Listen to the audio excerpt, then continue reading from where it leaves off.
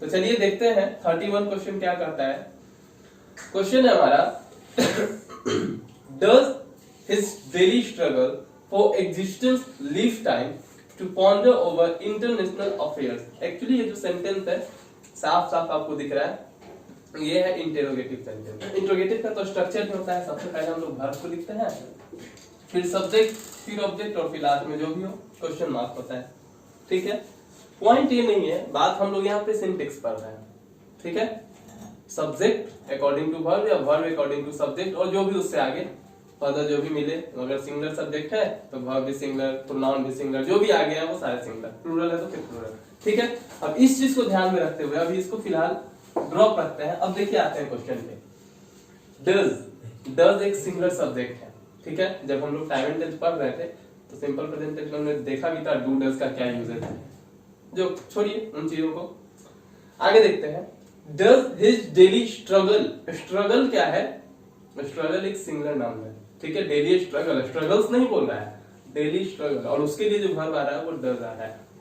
ठीक तो है, सिंगुलर सब्जेक्ट और उसके लिए सिंगुलर वर्ब। ठीक है, काफी आसान है।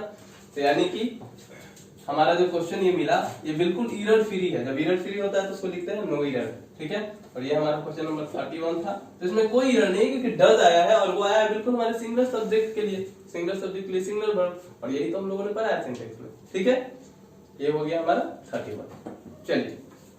चलिए दोस्तों बढ़ते हैं हमारे अगले क्वेश्चन की तरफ, क्वेश्चन नंबर 32। ठीक है, बहुत से व्यवधान आ रहे हैं हमारे टेक्निकल टीम के बीच, तो डोंट वरी, होते रहता है, कोई दिक्कत नहीं है। चलिए 32 क्वेश्चन हमारा है, either the manager or his assistant always try to misguide the public regarding the vacancy in the factory। देखिए फिर से वही बात है, हर जगह में वही चीज, वही रूल्स रिपीट होता है। फिर से either or, पहले भी हमने बात किया है, either or, neither nor, or nor, not only but also, ये सारे के सारे जो है वो अपने नियरेस्ट सब्जेक्ट के अनुसार अपने बढ़ रहे हैं। ठीक है, नियरेस्ट सब्जेक्ट यानी सेकंड सब्जेक्ट, दो सब्जेक्ट जुड़ते हैं ना इनसे, तो उनके अनुसार नियरेस्ट के अनुसार चलेंगे। तो अब देखिए इसी के अंदर आ जाते हैं, आइदर द मैनेजर, या तो मैनेजर या फिर उसका असिस्टेंट। असिस्टेंट एक नहीं, असिस्टेंट्स है यानी कि बहुत सारे, तो चूंकि प्लूरल है तो प्लूरल के लिए क्या सा वर्ब चाहिए, प्लूरल वर्ब चाहिए। ऑलवेज ट्राई, ट्राई ही वर्ब है ना, कोशिश करना, तो ट्राई जो है बेसिकली हम लोगों ने पहले ही पढ़ा है कि वर्ब में एसीएस लगाने पे वो सिंगुलर होता है और नाउन में एसीएस लगाने पे प्लूरल होता है। तो असिस्टेंट में एस लगा हुआ यानी कि प्लूरल है, तो ट्राई, और बिल्कुल सही है ट्राई, है ना, इसमें कोई एरर वाली बात नहीं है। तो बिल्कुल सही सेंटेंस है कि आइदर द मैनेजर और हिज असिस्टेंट, असिस्टेंट्स है तो उसके लिए प्लूरल नाउन, प्लूरल वर्ब ले लिया, try to misguide the public regarding the vacancy in the factory. और ये जो सेंटेंस है वो बिल्कुल एरर फ्री है, यानी कि नो एरर है। नो एरर को हम लोग लिखते हैं ई पार्ट में, यानी कि नो एरर है। और ये हमारा क्वेश्चन नंबर था 32। काफी अच्छा क्वेश्चन था, समझने वाली बातें थी, है ना, रूल्स वही थे, फिर से रिपीट हुए, तो एक बार रूल्स को याद कर लेना है, बार बार हमारा काम होते रहेगा। ठीक है, इस बात का हमेशा ध्यान रखिएगा। चलिए नेक्स्ट क्वेश्चन, क्वेश्चन नंबर 33। सबसे पहले समझते हैं क्या है 33। अच्छा सेंटेंस है, समझिए। Every man and woman of the village have come out to see this strange child who claimed to know everything about his prenatal existence। क्या सेंटेंस बोला, थोड़ा उलझा हुआ है, देखिए समझिए ध्यान से। प्रत्येक आदमी और महिलाएं, प्रत्येक पुरुष और महिलाएं have come to see, यह देखने आए हैं, to see this strange child, एक अजीब बालक को, strange मतलब अजीब तरह का, है ना, अजीब लड़के को, बच्चे को, जिसके बारे में who claim to know, जिसके बारे में लोग जानते हैं, कहते हैं ऐसा, who know everything about, जो सब कुछ जानता है, about his prenatal existence। prenatal existence का मतलब होता है कि पूर्व जन्म का, पहले जन्म का कुछ अस्तित्व, कुछ घटनाएं जो याद रहती है। ये चीजें बेसिकली मूवीज में दिखाया जाता है, पिछले जन्म की बातें और फिर वो याद आते हैं इस जन्म में। तो प्रीनेटल एग्जिस्टेंस वही होता है, पिछले जन्म की घटना को इस जन्म में जो याद करता है, उस चीज का नॉलेज रखता है। वैसे अजीब बच्चे को लोग देखने के लिए, पुरुष और महिलाएं बहुत से लोग आए हैं, ये सेंटेंस हमारा बता रहा है। ठीक है, एक अजीब बच्चे को देखने आए हैं जिसके बारे में यह विख्यात है कि उसे अपने पूर्व जन्म का अस्तित्व का मतलब पूरा ख्याल है, याद है उसे। ठीक है, ये हो गया सेंटेंस का मतलब। अब देखिए रूल 33 क्वेश्चन का सबसे पहला जो वर्ड है एफडी। तो आपको एक चीज तो हमेशा दिमाग में बैठा लेना है, एवरी जो है वो सिंगुलर वर्ब है। एवरी, ईच, वन, ठीक है, no one, someone, somebody, nobody, ये जितने भी वर्ड्स हैं ये सारे की मैंने पहले भी कुछ वीडियोस में बता चुका हूं, और आज भी अब मैं आपको रिपीट कर रहा हूं कि कभी भी आपको ईच दिखे, एवरी दिखे, नोबडी, समबडी, समवन, ये सारे के सारे सिंगुलर है, ठीक है, सिंगुलर है, और ये अपने साथ वर्ब कैसा लेंगे तो सिंगुलर लेंगे।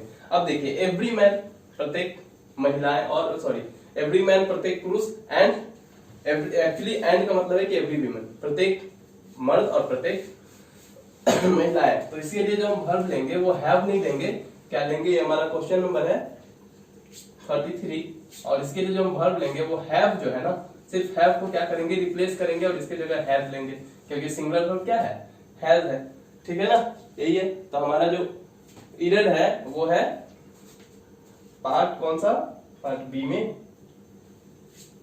लिख देते हैं यहाँ पे, बी पार्ट में इरर था। समझ में आया, काफी अच्छा सेंटेंस था। सेंटेंस को हम लोग एक बार समझ लेते हैं ना तो हमारे लिए काफी आसान हो जाती हैं चीजें, ठीक है। चलिए दोस्तों, अगला है क्वेश्चन हमारा जो कि है क्वेश्चन नंबर 34। देख लेते हैं क्या है 34 में। सेंटेंस कुछ यूं है कि in our college it was obligatory for each of the student to buy his own instrument. ये हमारे कॉलेज में ऐसा नियम है, ये जरूरी है for each of the student, हर एक विद्यार्थी के लिए उनके पास अपना इंस्ट्रूमेंट होना चाहिए, ठीक है। ये हो गया सेंटेंस का मतलब। अब आते हैं रूल पे। देखिए मैंने अभी जस्ट इससे एक क्वेश्चन पहले आपको बताया कि एवरी, ईच, ये सारे के सारे सिंगुलर वर्ड है, one, no one, someone, somebody, ये सारे के सारे सिंगुलर वर्ड है, ठीक है, सॉरी सिंगुलर सब्जेक्ट है और इनके साथ सिंगुलर वर्ब आता है, ये हुआ रूल। अब याद रखिएगा ईच ऑफ, अगर ऐसा है ईच के बाद ऑफ आ जाए, ईच ऑफ, एवरी ऑफ, है ना, इस तरह के अगर फॉर्मेशन होते हैं तो उसके बाद नाउन आएगा प्लूरल, ठीक है। ईच ऑफ के बाद नाउन जो होगा वो प्लूरल होगा, वर्ब तो फिर सिंगुलर होना ही, ठीक है। तो देखिए इस सेंटेंस में ऐसा ही है, क्या है, इन आवर कॉलेज, हमारे कॉलेज में, इट वॉज, इसके साथ वॉज बिल्कुल सही है, ऑब्लिगेटरी फॉर ईच ऑफ, और ईच ऑफ के बाद द स्टूडेंट नहीं है, द स्टूडेंट्स है, ठीक है, प्लूरल नाउन है, यानी कि सेंटेंस बिल्कुल सही है। उसके बाद फिर बाकी सेंटेंस करेक्ट है। तो ये बिल्कुल जो हमारा 34 सेंटेंस है, आसान भी है और एरर फ्री भी है, कोई एरर नहीं है इसमें, 34 बिल्कुल सही है, ठीक है। याद रखना है ईच ऑफ, एवरी ऑफ, इन सब के बाद प्लूरल, सॉरी प्लूरल सब्जेक्ट आता है, प्लूरल नाउन आता है, नाउन एज ए सब्जेक्ट आ रहा है तो प्लूरल नाउन या प्लूरल सब्जेक्ट, और उसके बाद फिर सिंगुलर वर्ब, ठीक है, ये था रूल। चलिए बढ़ते हैं अगले क्वेश्चन की तरफ। हमारा नेक्स्ट क्वेश्चन है वो है 35, ठीक है। 35 को देखते हैं क्या है हमारा क्वेश्चन, करते हैं उसको, 35 को डिस्कस करते हैं। दोज एथलीट्स, एथलीट्स यहाँ पे है, प्लूरल है, और उसके बाद एक क्लाउज है बीच में, who did not adhere to the rules of athletics.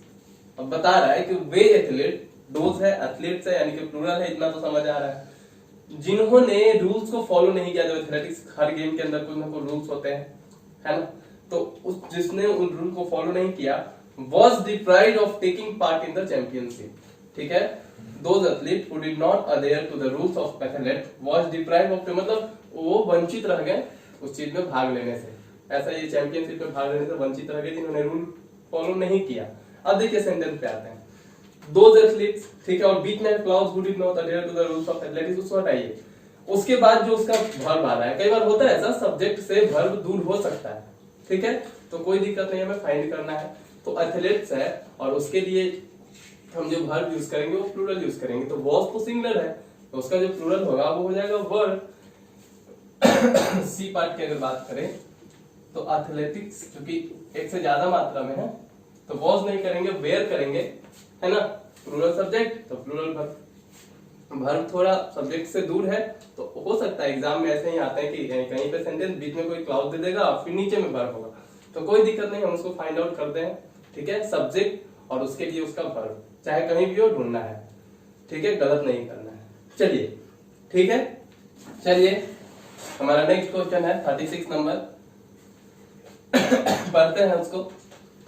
Question है, वन ऑफ द डेवलपिंग और under developed country are not in favour of launching chemical work.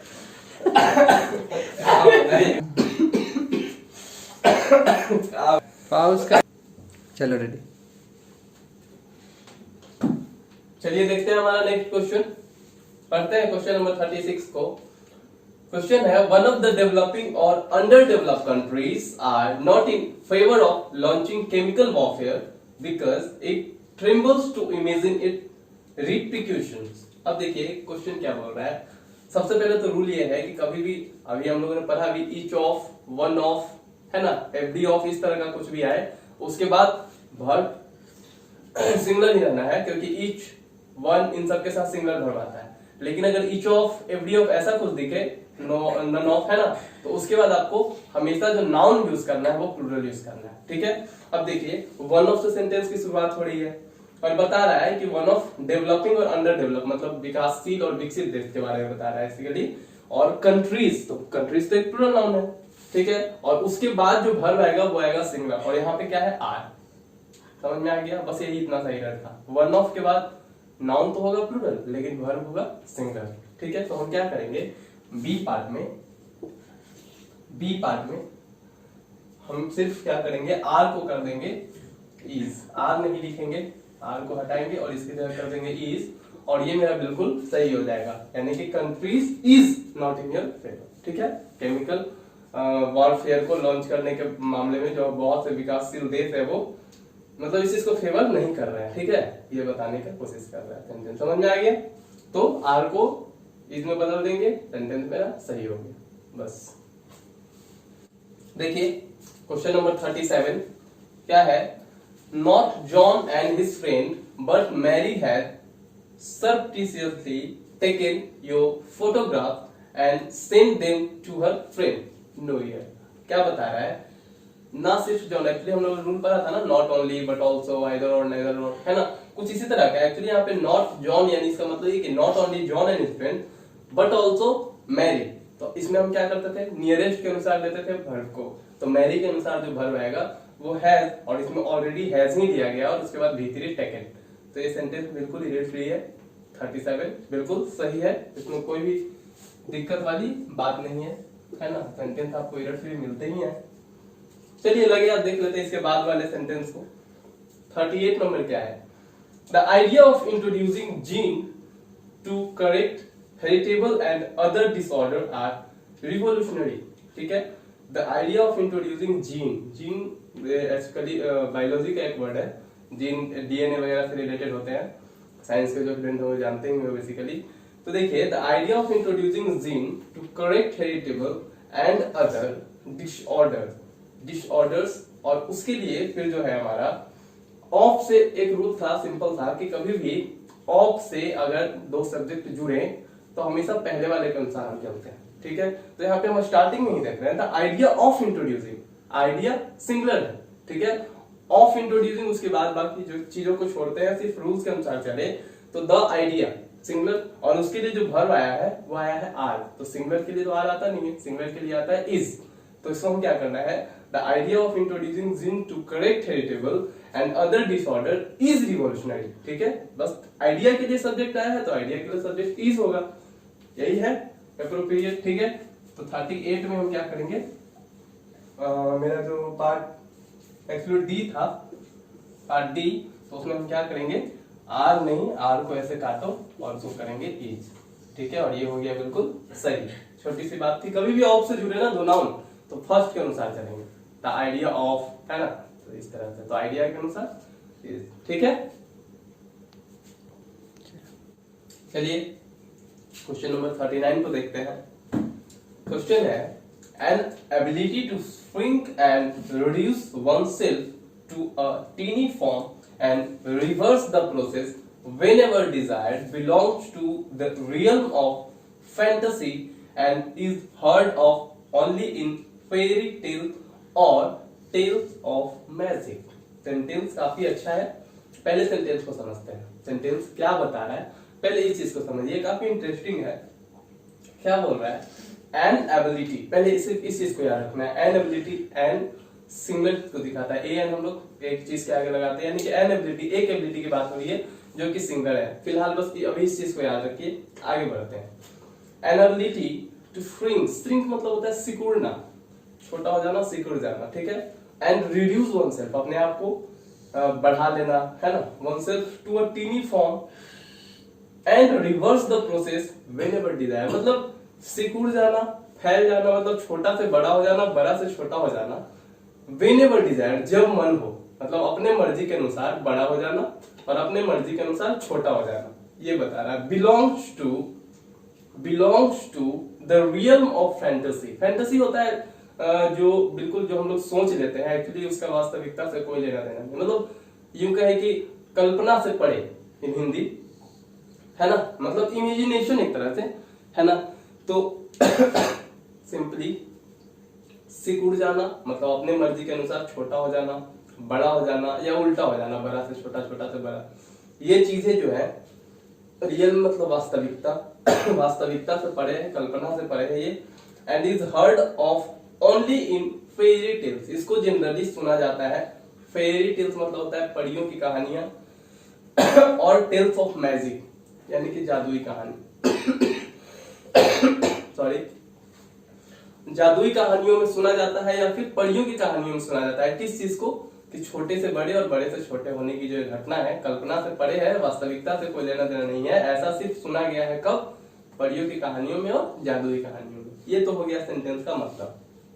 अब देखिए एन एबिलिटी सिंगुलर और उसका वर्ब अगर हम ढूंढे तो आगे देखिए to shrink and reduce oneself to a teeny form and reverse the process whenever desired belongs belongs S लगा हुआ है, सिंगुलर सब्जेक्ट है तो ठीक है, singular verb, singular subject, singular verb, और यही तो हमें चाहिए, यानी कि ये बिल्कुल सही है। यानी कि आपका 39 जो है वो नो एरर है, बिल्कुल एरर फ्री है, ठीक है। चलिए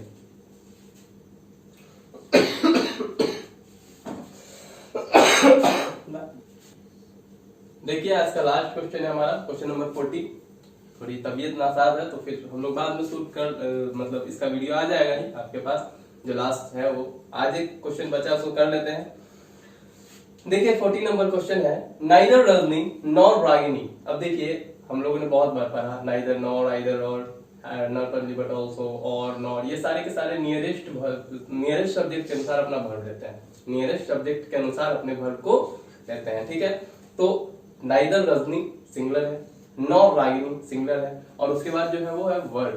तो वर्ड तो प्लूरल के लिए आता है, सिंपल सी बात है कि वर्ड नहीं होगा वॉज होगा, क्योंकि एक नाम है थर्ड पर्सन का सिंगुलर और उसके लिए वॉज आता है, तो वॉज ज्यादा सही है। तो 40 का जो मेरा होगा वो ये है हमारे बी पार्ट में, और इसको फिर कर देंगे वॉज, और ये हो गया बिल्कुल सही।